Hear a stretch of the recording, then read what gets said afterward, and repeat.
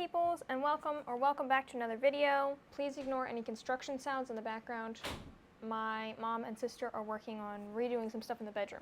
While they are doing that, I thought that I would get to work on something that I have been putting off for a very, very long time: world building. So I've been working on my current comic work in progress for about 2 years at this point. It's codenamed Project Punk at the moment, and I will link the other videos that I have on it up above. But when I first started writing it, I did some basic world building and stuff, so I knew everything I needed for the first 6-issue arc. Did not feel like doing any world building when I started the second 6-issue arc, like the second installment of the story, and it's come back to bite me. Yeah, really it just comes down to I was lazy, I didn't do any world building, so I wrote all of those issues and they didn't end up being usable because I didn't world build. So there's huge plot holes everywhere.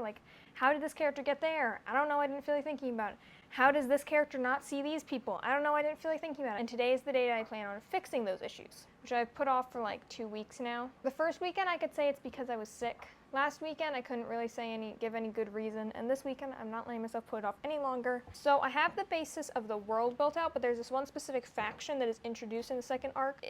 No thought went into it.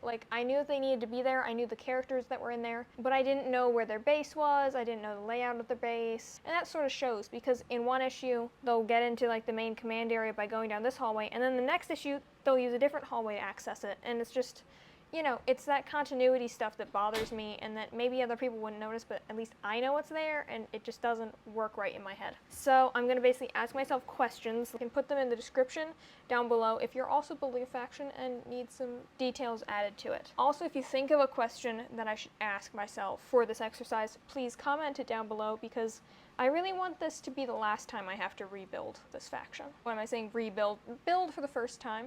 Sorry for the bad lighting, by the way. Look at me stalling. Okay.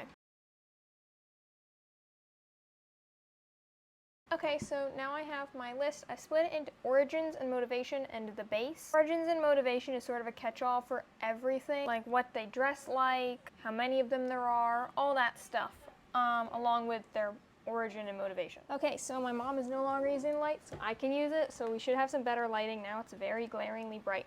But you know what, that's probably better than the dark.